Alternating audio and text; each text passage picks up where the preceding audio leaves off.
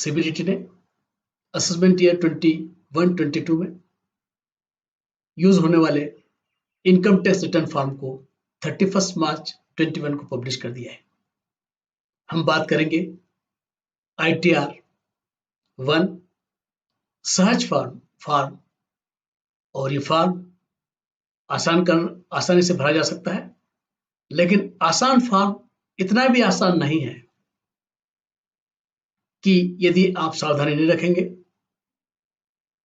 तो आपको रिफंड मिलने में देरी हो सकती है, रिफंड डिनाई हो सकता है, या आपको इनकम टैक्स डिपार्टमेंट का नोटिस भी मिल सकता है। हम आज ये समझने की कोशिश करेंगे कि इस रिटर्न फॉर्म को कौन कौन लोग यूज कर पाएंगे, कौन कौन लोग इस फॉर्म को यूज नहीं कर पाएंगे। हम ये भी जानने की कोशिश करेंगे कि असेसमेंट ईयर 21-22 के सर्च फॉर्म में क्या नया है। ये भी समझेंगे कि किन असावधानियों के कारण आपको परेशानियों का सामना करना पड़ सकता है। तो सबसे पहले ये फॉर्म 31/3/2021 को नोटिफाई किया गया है। एक बड़ा चेंज है। असेसमेंट ईयर 2021 आप रिटर्न फॉर्म जावा या एक्सेल यूटिलिटी को यूज करके ऑनलाइन फाइल कर सकते थे, लेकिन अब वो यूटिलिटी बंद कर दी गई है। अब आप ऑफलाइन जो रिटर्न फॉर्म है उसको जेसन यूटिलिटी से डाउनलोड कर पाएंगे, लेकिन चूंकि फॉर्म में प्रीफिल डाटा होगा, इसलिए आपको जो प्री फिलिंग फाइल है उसको इंपोर्ट करना मैंडेटरी होगा। कौन कर पाएंगे ITR 1 सर्च फॉर्म को यूज? सबसे पहले इंडिविजुअल जो रेजिडेंट हैं और जिनकी total income up to 50 lakh rupees है। इसके साथ ही आप इसे तभी फाइल कर पाएंगे जबकि आपके इनकम की सोर्स सिर्फ सैलरी या पेंशन या एक हाउस प्रॉपर्टी की इनकम है, इनकम फ्रॉम अदर सोर्सेस में से इंटरेस्ट, फैमिली पेंशन है, या जो स्पेसिफिकली कहा गया है कि अदर सोर्सेस में इनकम वालों को ये रिटर्न फॉर्म यूजेबल नहीं होगा, वो इसका यूज नहीं कर पाएंगे। मैं बाद में वो कैटेगरीज आपको बताऊंगा। एक और कंडीशन है कि इस फॉर्म को वो यूज कर पाएंगे इंडिविजुअल्स जिनकी एग्रीकल्चर इनकम अप टू ₹5,000 है। कौन नहीं यूज कर पाएंगे? सबसे पहला, यदि आप किसी कंपनी में डायरेक्टर हैं या आप ने फाइनेंशियल ईयर के अंदर किसी भी समय कोई अनलिस्टेड इक्विटी शेयर रखे हैं, तो भी आप इस फॉर्म को यूज नहीं कर पाएंगे। यदि आप के कोई फॉरेन एसेट है या किसी फॉरेन एंटिटी के अंदर फाइनेंशियल इंटरेस्ट है, तब भी आप इस रिटर्न फॉर्म को यूज नहीं कर पाएंगे। यदि आप किसी फॉरेन बैंक अकाउंट के अंदर साइनिंग अथॉरिटी हैं, तो भी इस फॉर्म को आप यूज नहीं कर पाएंगे। यदि आपकी कोई भी इनकम आउटसाइड इंडिया के सोर्स से है, तब भी आप इस फॉर्म को यूज नहीं कर पाएंगे।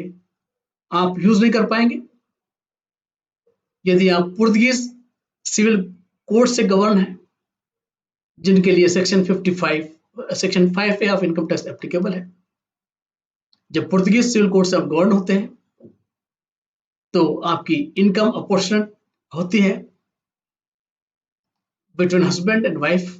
तो यदि ये प्रोविजन एप्लीकेबल है तो आप इस रिटर्न का यूज नहीं कर पाएंगे। यदि इनकम फ्रॉम हाउस प्रॉपर्टी में कोई ब्रॉड फॉरवर्ड लॉस है या आप लॉस को कैरी फॉरवर्ड करना चाहते हैं, तब भी इस फॉर्म को आप यूज नहीं कर पाएंगे। Income under the head other sources में यदि लॉस है तो भी ये फॉर्म आप यूज नहीं कर पाएंगे। यदि आप फॉरेन टैक्स के क्रेडिट अंडर सेक्शन 90 और 91 क्लेम करना चाहते हैं, तब भी इस फॉर्म को यूज नहीं कर पाएंगे। यदि आप फैमिली पेंशन के लिए जो स्टैंडर्ड डिडक्शन मिलता है, क्योंकि फैमिली पेंशन के लिए फॉर्म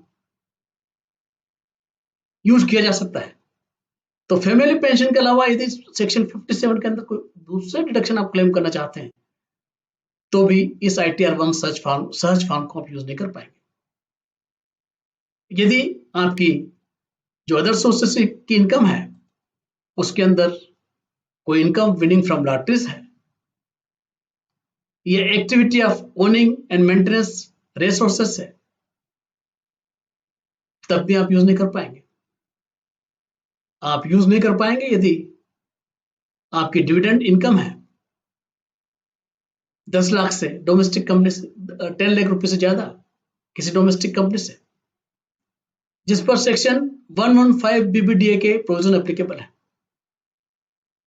आप के केस में यदि अनएक्सप्लेन्ड कैश क्रेडिट्स हैं, अनएक्सप्लेन्ड इन्वेस्टमेंट है, अनएक्सप्लेन्ड एक्सपेंडिचर है, जो सेक्शन 68 से 69D तक कवर होते हैं, और जिन पर सेक्शन 115 BB के अंदर स्पेशल रेट 60% से टैक्स होते हैं, तो यदि वो इनकम है आपके 10 सोर्सेस में, तो भी आप इस फॉर्म को यूज नहीं कर पाएंगे। यदि आपके केस में किसी दूसरे पर्सन की इनकम क्लब होती है या किसी दूसरे पर्सन की टैक्स का डिडक्शन का क्रेडिट आप क्लेम करना चाहते हैं, तो उस केस में भी ये रिटर्न फॉर्म आप यूज नहीं कर पाएंगे। चलिए हम समझने की कोशिश करते हैं कि रिटर्न फॉर्म के क्या क्या हिस्से हैं, किन पार्ट में बटा हुआ है। पहला है जनरल इंफॉर्मेशन, दूसरा है gross total income. Gross total income जैसा मैंने कहा कि यहां आप सैलरी या पेंशन, एक हाउस प्रॉपर्टी की इनकम, अदर सोर्सेस की इनकम है, तो आप B1, B2, B3 पार्ट के अंदर उनकी इंफॉर्मेशन फिलअप करेंगे, और B4 ग्रॉस टोटल इनकम का कंपटीशन होगा। जब तीनों इनकम को आप टोटल कर देंगे तो ग्रॉस टोटल इनकम आ जाएगी। पार्ट C के अंदर डिडक्शन, जो चैप्टर 6A के अंदर आपको मिलते हैं, और उसके बाद जो टैक्सेबल टोटल इनकम कंप्यूट होगी। पार्ट D के अंदर कंपटीशन ऑफ टैक्स पेएबल होगा, या रिफंड ड्यू है तो रिफंड ड्यू होगा। पार्ट E के अंदर अदर इंफॉर्मेशन होगी, और उसके बाद आपके इनकम टैक्स पेमेंट के, चाहे सेल्फ असेसमेंट टैक्स हो, एडवांस टैक्स हो, और TDS और TCS का शेड्यूल्स होंगे। तो चलिए हम एक एक करके समझने की कोशिश करते हैं कि पार्ट A के अंदर जो जनरल इंफॉर्मेशन है वो क्या होती है। तो सबसे पहले permanent account number, name, date of birth, Aadhaar number, mobile number, email ID और एड्रेस, ये सभी यदि आपने पहले रिटर्न फाइल किए हैं तो प्री फिल इंफॉर्मेशन होगी। प्री फिल इंफॉर्मेशन होगी तो आपको चेक करना होगा कि ये आपके इंफॉर्मेशन सही है या नहीं। लेकिन एक बहुत ही इंपॉर्टेंट जानकारी मैं आपको दे रहा हूं, और जो सावधानी आपको रखना बहुत जरूरी है, मोबाइल नंबर, ईमेल आईडी। ये जो मोबाइल नंबर और ईमेल आईडी प्रीफिल्ड होगी आपके पुराने रिटर्न के बेसिस पे। अब माना कि आपने मोबाइल नंबर डिसकंटिन्यू कर दिया या ईमेल आईडी डिसकंटिन्यू कर दिया, या आपने अपने रिटर्न को टैक्स प्रैक्टिशनर से, TRP से, CA से फिलअप करवाया, और उसने आपके मोबाइल नंबर की जगह, आपके ईमेल आईडी की जगह उनका मोबाइल नंबर और ईमेल आईडी फिलअप कर दी, तो क्या होगा? आपको पता है कि डिपार्टमेंट फेसलेस असेसमेंट में आ रहे हैं, आपसे फेस टू फेस कोई कम्युनिकेशन नहीं है। जो भी इंफॉर्मेशन आपके रिटर्न की प्रोसेसिंग की, रिफंड की, टैक्स डिमांड की, डिपार्टमेंट के नोटिस की, रेक्टिफिकेशन, जो भी है, सारा कम्युनिकेशन होता है आपके ईमेल से और आपके कनेक्टेड मोबाइल नंबर से। तो यदि ये मोबाइल नंबर या ईमेल आईडी रिटर्न फाइल करते समय या उसके बाद जब आपको नोटिस मिलने का टाइम होगा, रिटर्न प्रोसेसिंग का टाइम होगा, रिफंड इश्यू करने का टाइम होगा, उस समय यदि एक्टिव नहीं है तो क्या होगा? डिपार्टमेंट के कोई भी कम्युनिकेशन आपको नहीं मिलेगा। आपका रिटर्न के अंदर कोई डिफेक्ट हो गया पता नहीं चलेगा। आपको डिपार्टमेंट ने नोटिस इश्यू कर दिया स्क्रूटनी का, आपको 144 का असेसमेंट ऑर्डर हो गया, डिमांड नोटिस क्रिएट हो गई, 143 की इंटीमेशन इश्यू हुई, आपको कुछ नहीं मिला। और बाद में जब डिमांड की रिकवरी चालू होगी तब आपको पता चलेगा क्या हुआ। तो मेरी ये सलाह है कि आप जब रिटर्न को फाइल करें तो ये जरूर इंश्योर कर लें कि मोबाइल नंबर वो है जिसको आप कंटिन्यू करने जा रहे हैं, ईमेल आईडी वो है जिसको आप कंटिन्यू करने जा रहे हैं, और ये आपके हैं, ताकि आपके पास डिपार्टमेंट जो भी कम्युनिकेशन भेजे वो टाइमली मिलते रहे और अननेसेसरी नोटिस डिमांड का सामना आपको न करना पड़े। पार्ट ए में दूसरी इंपॉर्टेंट इंफॉर्मेशन होती है आपके एम्प्लॉयमेंट के बारे में।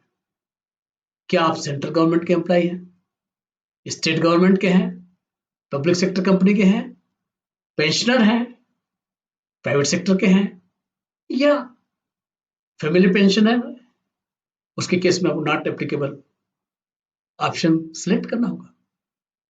ये क्यों जरूरी है? क्योंकि इनकम टैक्स डिपार्टमेंट में इनकम टैक्स एक्ट के अंदर आपको एग्जम्पशंस मिलते हैं, डिडक्शंस मिलते हैं। वो एग्जम्पशन और डिडक्शन का क्वांटम और एप्लीकेबिलिटी डिसाइड होती है कि आप किस कैटेगरी के एम्प्लॉय हैं। तो यदि आपने गलत ऑप्शन को सिलेक्ट कर दिया तो आपके एग्जम्पशन और डिडक्शन के कंप्यूटेशन गलत हो सकते हैं।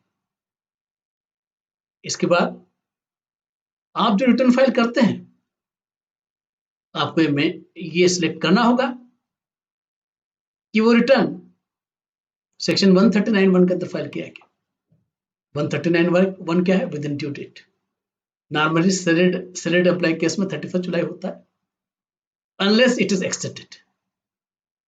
तो यदि आप ड्यू डेट में फाइल किया तो आपको 139(1) सिलेक्ट करना होगा। यदि आप ड्यू डेट में नहीं फाइल कर पाए और 139(4) के अंदर जो एक्सटेंडेड टाइम है वो भी फाइनेंस एक्ट 21 से कम कर दिया गया है। पहले till the end of the assessment year था, अब till the end of December of the assessment year हो गया। तो आपको असेसमेंट ईयर के दिसंबर माह तक 139(4) के अंदर रिटर्न फाइल करने का ऑप्शन है, लेकिन डेफिनेटली आपको लेट फाइलिंग की 5,000 रुपीज की फीस का पेमेंट करना होगा, या यदि इनकम ऑफ ₹2.5 लाख है तो 1,000 रुपीज का। यदि आपने रिटर्न फाइल कर दिया 139(1) के अंदर या 139(4) के अंदर, उसके बाद आपको पता चलता है कि उसके अंदर कोई रॉन्ग स्टेटमेंट ओमिशन हो गया, कोई इनकम बताना भूल गया, या कोई एग्जम्पशन या डिडक्शन क्लेम करना भूल गया, या कोई टैक्सेस की क्रेडिट का क्लेम करना भूल गए, कोई भी ऐसी चीज जो रॉन्ग स्टेटमेंट और ओमिशन की कैटेगरी में आती है, तो आप अपने रिटर्न को रिवाइज कर सकते हैं अंडर सेक्शन 139(5). तो यदि आप रिवाइज रिटर्न फाइल कर रहे हैं तो आपको 139.5 बताना होगा।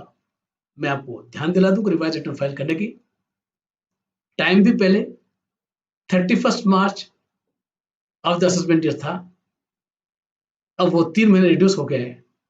तो रिवाइज रिटर्न भी हाँ दिसंबर मंथ जो असेसमेंट ईयर का है उसी तक फाइल कर पाएंगे।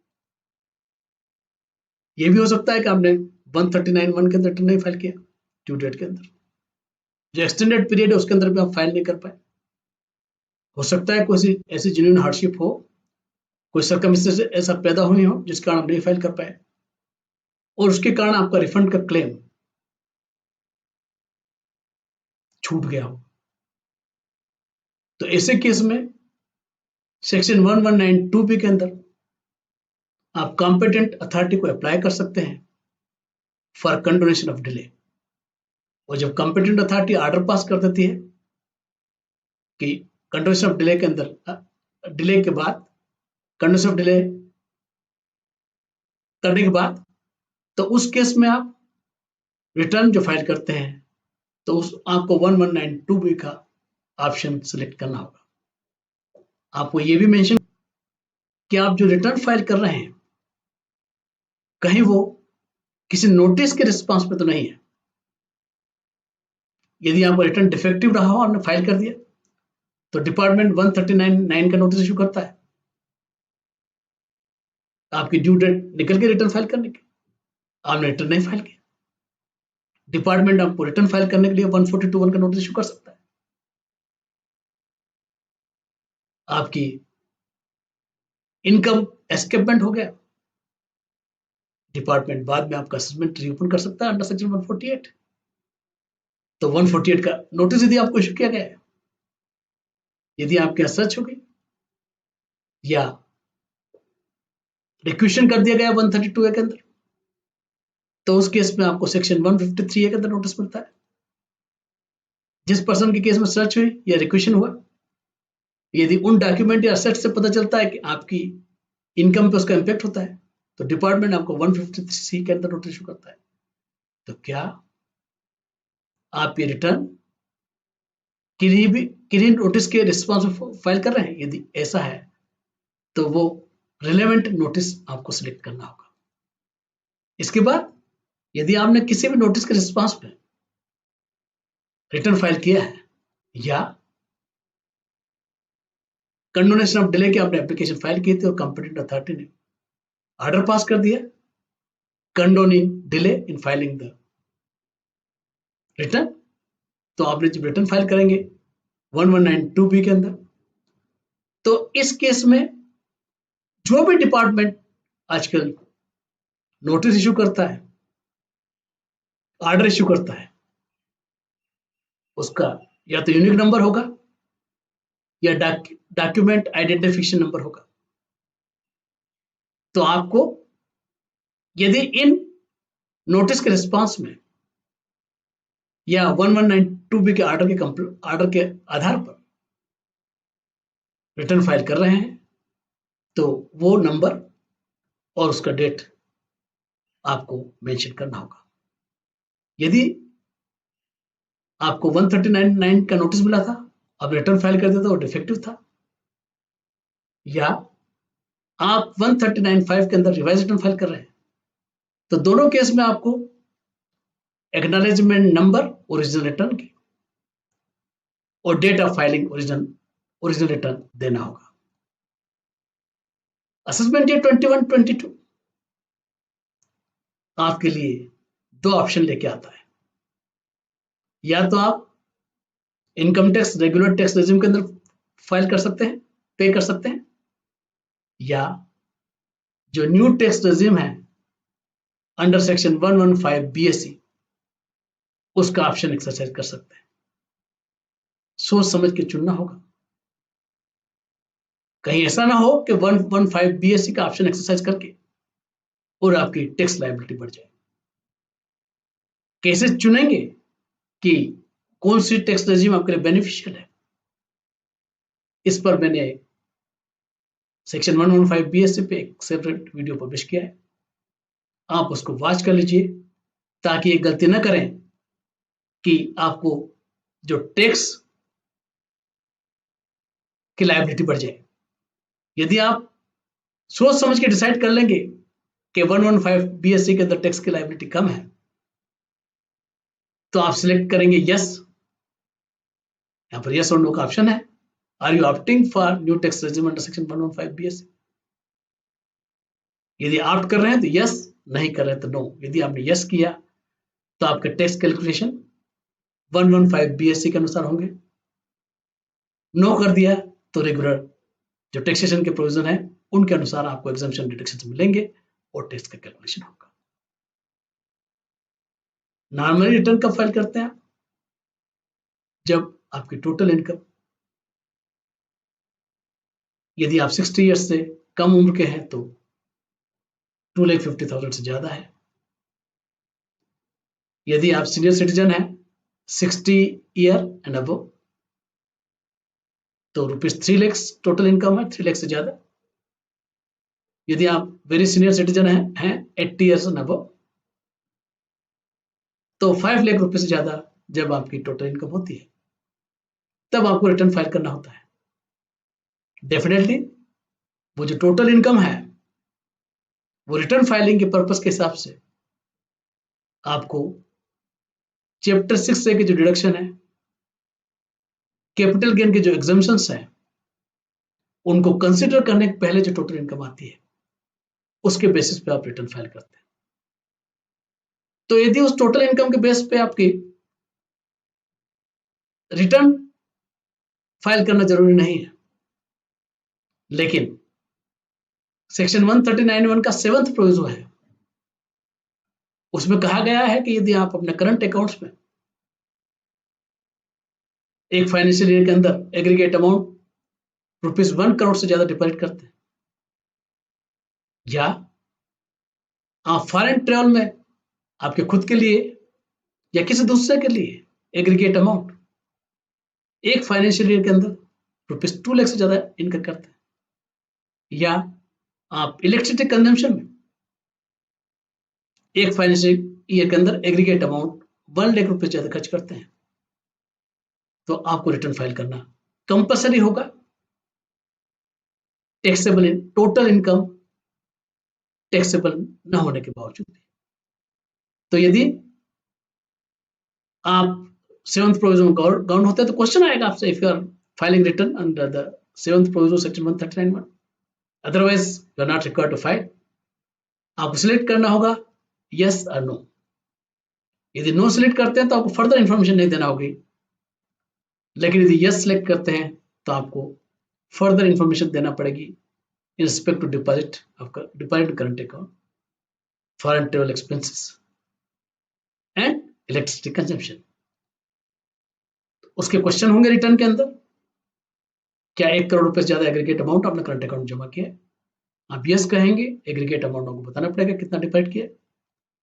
यदि फॉरेन ट्रेवल में हमने 2 लाख रुपए से ज्यादा खर्च किए हैं आपके या किसी दूसरे केस में, यस करेंगे आप और आपका अमाउंट देना पड़ेगा कितना एक्सपेंडिचर इनकर किया है। यदि इलेक्ट्रिसिटी कंजम्पशन में आपने ₹1 लाख से ज्यादा खर्च किया है एक फाइनेंशियल ईयर में, तो आपको यस करना होगा और एग्रीगेट अमाउंट बताना होगा। तो चलिए, ये तो हो गई जनरल इंफॉर्मेशन पार्ट 1 के अंदर। पार्ट बी के अंदर टोटल इनकम का ग्रास टोटल इनकम का कंप्यूटेशन होगा। तो सबसे पहले इनकम आएगी सैलरी के अंदर। तो यदि सैलरी इंक्लूड्स पेंशन, सो यहां पर जो फॉर्म है उसके अंदर क्या क्या इंफॉर्मेशन आपको देना होती है। Salary as per section 17(1) income tax act के सेक्शन 17(1) में सैलरी डिफाइन की गई है। उस सैलरी में सर्टेन अलाउंसेस हैं और आपको ग्रेचुटी, लीव इनकेशमेंट जैसे आइटम मिलते हैं, वो भी वहां पर इंक्लूडेड है। और ये भी कहा गया है कि 17(1) के अंदर की जो परक्यूजिट्स हैं आपको और जो प्रॉफिट एंड ल्यू एंड सैलरी है वो भी सैलरी का पार्ट होगा।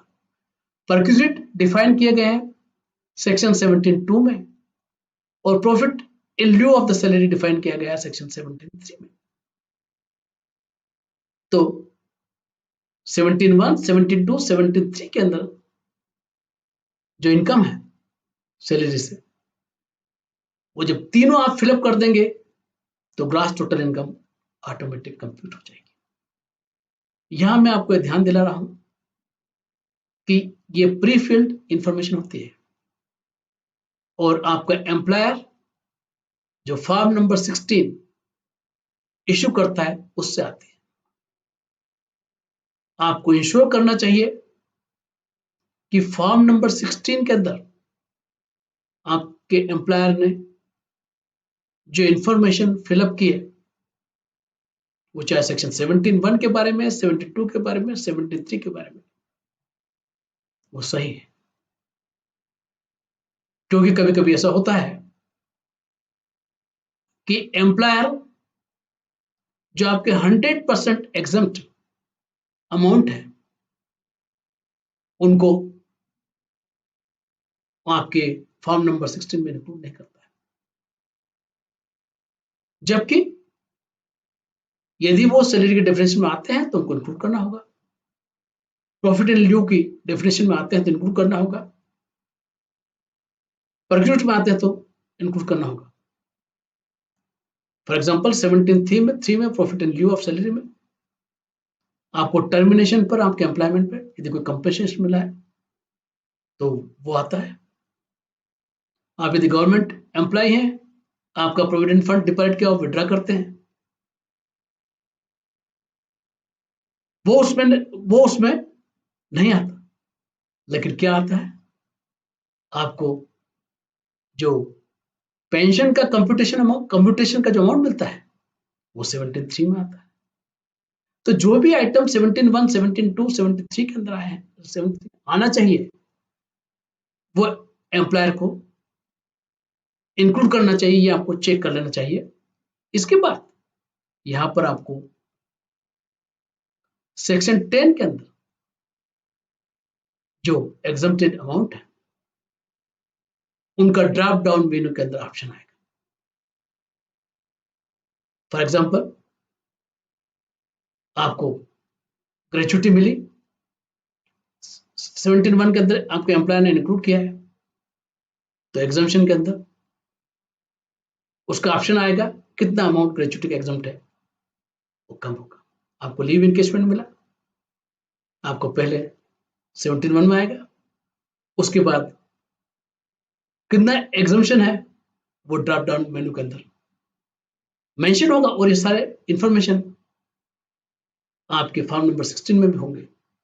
तो आप इंश्योर करिए कि जो भी आप एग्जम्पशन क्लेम कर रहे हैं वो तभी होना चाहिए जबकि वो इनकम में इंक्लूड किए गए हैं। तो ये इंश्योर करिए कि आपका एम्प्लॉयर फॉर्म नंबर 16 में जो एग्जम्प्टेड अलाउंस हैं, यदि वो भी 17(1) और 17(2) और 17(3) की डेफिनेशन में आते हैं तो उसने इंक्लूड किए या नहीं है। उसको इंक्लूड करने के बाद ही आप इसको एग्जम्पशन में ड्रॉप डाउन मेनू से एग्जम्पशन क्लेम करेंगे। उसके बाद सैलरी पर आपको स्टैंडर्ड डिडक्शन मिलता है, वो चाहे पेंशन हो चाहे सैलरी। 50,000 रुपीज का स्टैंडर्ड डिडक्शन होता है 16(1) के अंदर। कुछ categories of central government employees होते हैं, उनको एंटरटेनमेंट अलाउंस मिलता है, एग्जम्प्ट होता है, वो होगा। इसके बाद प्रोफेशनल टैक्स होगा, इनका डिडक्शन आपको मिलता है। तो आपकी जो ग्रॉस सैलरी है उसमें से एग्जम्पशन को कम करने के बाद नेट सैलरी आ जाएगी, और उसमें से जो सेक्शन 16 के जो डिडक्शंस हैं उनको रिड्यूस करने के बाद आपकी जो सैलरी हेड के अंदर जो इनकम चार्जेबल है वो आ जाएगी। इसके बाद हम चलते हैं दूसरा हेड। यदि आपकी एक हाउस प्रॉपर्टी से इनकम है तो आप इस रिटर्न फॉर्म का यूज कर सकते हैं। तो B2 के अंदर क्या क्या इंफॉर्मेशन आपको फिलअप करना होगी हाउस प्रॉपर्टी इनकम के बारे में। देखिए, सबसे पहले सिलेक्ट करना होगा प्रॉपर्टी सेल्फ ऑक्यूपाइड है या नहीं। सेक्शन 23(2) में बताया गया सेल्फ ऑक्यूपाइड क्या है। क्या लेट आउट है या डिम लेट आउट है। इसके बाद आपको ग्रास रेंट कितना रिसीव हुआ है, ये रिसीवेबल है या एनुअल लेटेबल वैल्यू क्या है। म्युनिसिपल अथॉरिटीज को कितना टैक्स किया है, पेमेंट किया है। फाइनली एनुअल वैल्यू कितनी आती है।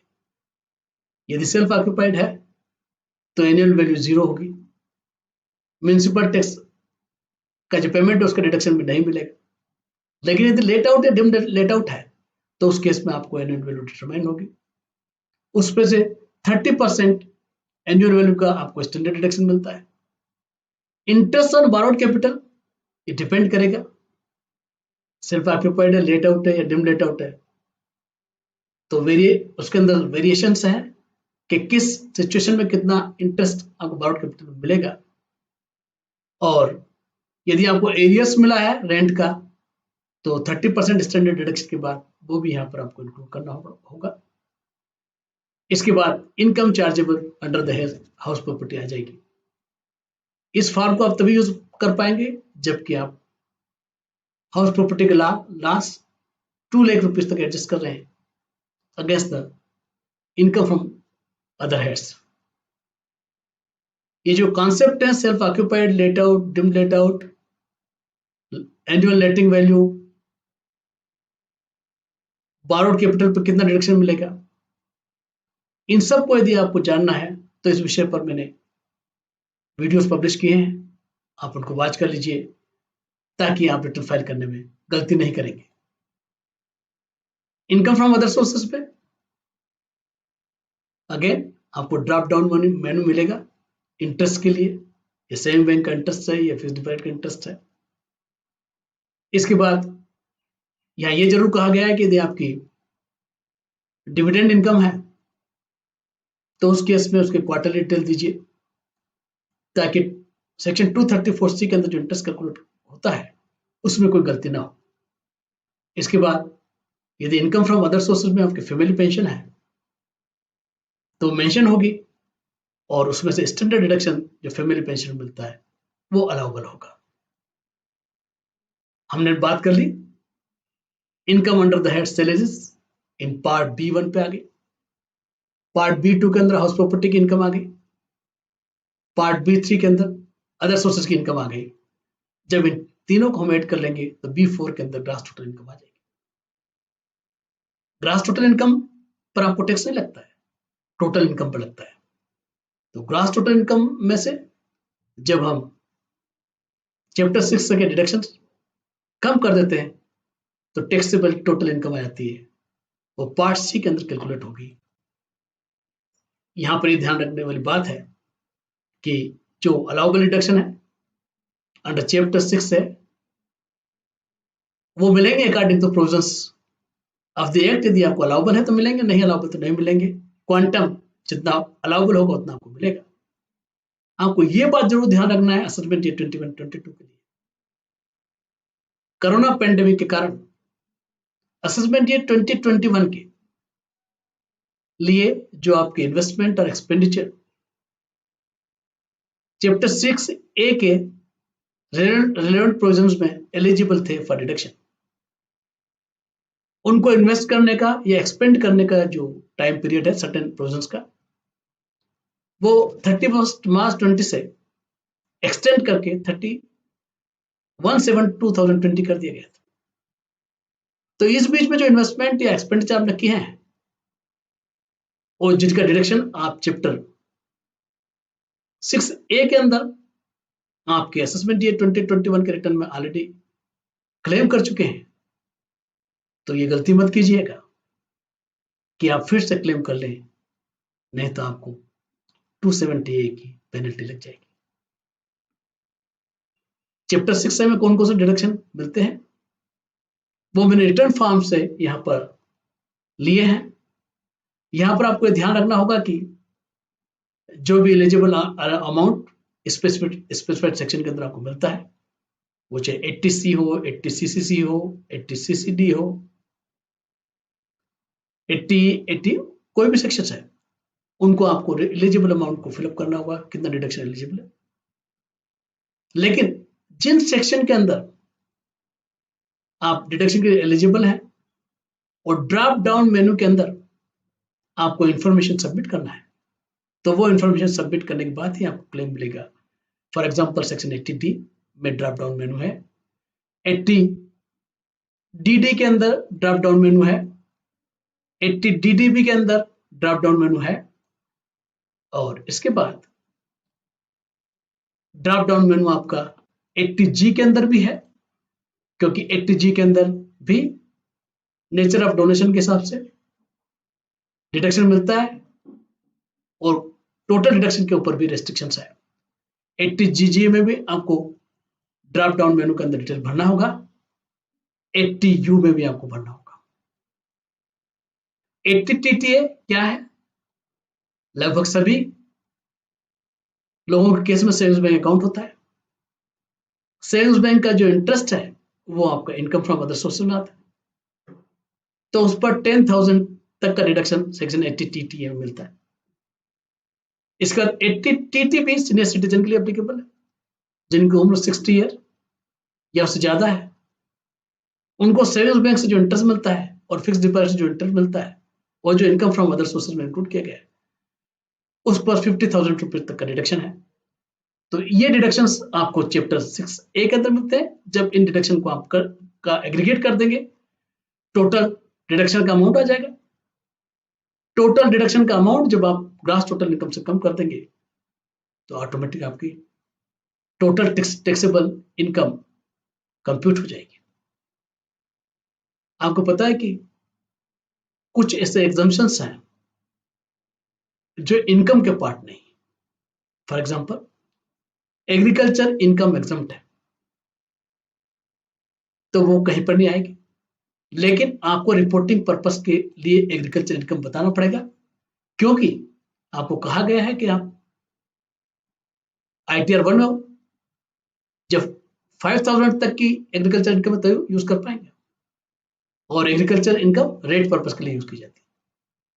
इसके बाद जैसा मैंने पहले बताया था कि हो सकता है आप अपने गवर्नमेंट के एम्प्लॉय हैं, आपने प्रोविडेंट फंड के अंदर जो कंट्रीब्यूशन जमा किया वो रिटायरमेंट समय विड्रॉ कर रहे हैं या पार्ट फाइनल ले रहे हैं उसके अंदर से, तो जो विड्रॉल अमाउंट है वो इनकम का कहीं पार्ट नहीं है, तो वो यहां पर आपको बताना होगा। और दूसरे भी एग्जम्पशंस हैं जो आपको एप्लीकेबल हो सकते हैं। तो कितना एग्जम्पशन है और कौन सा रिलेवेंट प्रोविजन है, वो ड्रॉप डाउन मेनू से आपको सिलेक्ट करना होगा और फिलअप करना होगा। यहां मैं बता दूं कि भले एग्जम्प्ट इनकम है, उसकी इंफॉर्मेशन जरूर फिलअप कीजिए, ताकि आप जो इन्वेस्टमेंट है एग्जम्प्ट इनकम से किए, उनके सोर्स को फ्यूचर में एक्सप्लेन कर पाए और अननेसेसरी नोटिस से आप बच जाएंगे। पार्ट डी आएगा, आपने टोटल इनकम कंप्यूट कर ली, उसके बाद टैक्स क्या होगा कंप्यूट हो जाएगा, इंटरेस्ट वगैरह इंटरेस्ट एप्लीकेबल है वो भी कैलकुलेट हो जाएगा। यदि आपने 139(4) के अंदर रिटर्न फाइल किया तो आपकी फीस अंडर सेक्शन 234F भी कंप्यूट हो जाएगी। यदि आपकी total income up to 5 lakh rupees तक है तो आपका रिबेट भी 87A के अंदर कंप्यूट हो जाएगा। मैं यहां पर एक बहुत इंपॉर्टेंट एस्पेक्ट की तरफ ध्यान दिलाना चाह रहा हूं, जो भी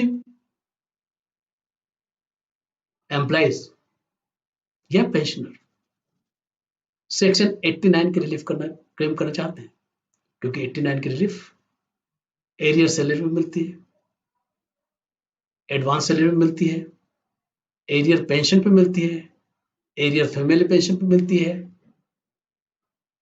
आपके कंपनसेशन में मिलता है, टर्मिनेशन ऑफ एम्प्लॉयमेंट मिलता है, कुछ सर्कमस्टेंस में ग्रेच्युटी में मिलता है, और भी कैटेगरीज हैं। तो यदि आप 89 की रिलीफ क्लेम कर रहे हैं तो ये इंश्योर करिए कि फॉर्म नंबर 10E जो आप ऑनलाइन सबमिट कर रहे हैं वो प्रॉपरली फिल्ड अप है, उसमें कोई गलती नहीं है, नहीं तो आपको 89 की रिलीफ मिलने में प्रॉब्लम हो सकती है, डिनाई हो सकती है। तो मैं बार बार रिपीट कर रहा हूं कि बहुत से एम्प्लॉयज पेंशनर्स जो 10A का फॉर्म है उसको प्रॉपरली फिलअप नहीं कर सकते, प्रॉपरली अंडरस्टैंड नहीं करते, और बाद में उनके 89 की जब रिलीफ डिनाई होती है, अननेसेसरी टैक्स डिमांड खड़ी होती है, तब वो रास्ते ढूंढना चाहते हैं कि कौन से प्रोविजन को हम यूज करें। आप पहले सावधान हो जाइए, उस फॉर्म को प्रॉपरली फिलअप कीजिए, रीचेक कर लीजिए कि कहीं फॉर्म के कोई कॉलम गलत तो नहीं भराया गया, कोई कंपटीशन तो गलत नहीं है, उसको पूरी तरह से चेक कर लीजिए। मैंने इस विषय पर वीडियोस पब्लिश किए हैं, यदि कोई डाउट है तो आप उन वीडियोस को देख सकते हैं, या रिलेवेंट इनकम टैक्स के प्रोविजंस को भी देख आप पढ़ सकते हैं, रूल 21A को देख सकते हैं। अब हम बात करते हैं एक और बड़ा इंपॉर्टेंट एस्पेक्ट। आपको पार्टी के अंदर आपके जितने भी बैंक अकाउंट जो उस फाइनेंशियल ईयर के अंदर ऑपरेटिव रहे, उनकी इंफॉर्मेशन सबमिट करना होती है, और उनमें से एक अकाउंट आपको सिलेक्ट करना होता है आपके रिफंड पर्पस के लिए। और यदि आप कोई सिलेक्ट नहीं करेंगे तो सीपीसी डिसाइड करेगी कि रिफंड किस में क्रिएट करना है। यहां पर आपका बैंक का आईएफएससी कोड देना पड़ेगा, बैंक का नाम देना पड़ेगा, अकाउंट नंबर देना पड़ेगा, और जैसा मैंने कहा एक अकाउंट आपको सिलेक्ट करना होगा आपके रिफंड के लिए। तो यहां पर भी एक गलती आप कर सकते हैं कि यदि आपने वो बैंक अकाउंट सिलेक्ट कर लिया जो कि, और ये भी प्रीफिल्ड डाटा में आएगा कि पिछले साल में आपने सिलेक्ट किया होगा बैंक अकाउंट। यदि आपका अकाउंट नया खुल गया तो आपको एड करना पड़ेगा, यदि अकाउंट पिछले फाइनेंशियल में डिसकंटिन्यू होगा तो उसको आपको रिमूव करना होगा वहां से। यहां पर यदि आपने ऐसे बैंक अकाउंट में रिफंड का ऑप्शन एक्सरसाइज कर दिया क्रेडिट करने का जो आपके डिसकंटिन्यू हो सकता है, जब तक रिफंड मिलेगा तब तक डिसकंटिन्यू हो जाएगा, तो आपको रिफंड मिलने में प्रॉब्लम। तो मेरी सलाह यह है कि उस बैंक अकाउंट का ही आप रिफंड के लिए सिलेक्ट करें जिसको आप कंटिन्यू करना चाह रहे हैं। इसके बाद शेड्यूल आएगा। सबसे पहले आपने जो सेल्फ असेसमेंट टैक्स या एडवांस टैक्स पेमेंट किया है उसका होगा। बीएसआर कोड हो, जो आप चालान भरते हैं टैक्स पेमेंट का, तो उसमें बीएसआर कोड होता है, उसमें किस देर को डिपॉजिट किया वो आती है, चालान का सीरियल नंबर आता है, और कितना टैक्स पेमेंट किया वो भी आता है। तो आपको इंश्योर करना पड़ेगा कि कहीं पर कोई गलती नहीं है, नहीं तो आपको टैक्स क्रेडिट मिलने में दिक्कत हो सकती है। इसके बाद यदि आपने चालान के अंदर यदि कोई दूसरा असेसमेंट ईयर फिलअप कर दिया, या असेसमेंट ईयर की जगह गलती से फाइनेंशियल फिलअप कर दिया, तो आपको टैक्स क्रेडिट नहीं मिलेगी जब तक कि आप उसको करेक्ट नहीं कर लेंगे। तो इनका ध्यान रखना है आपको।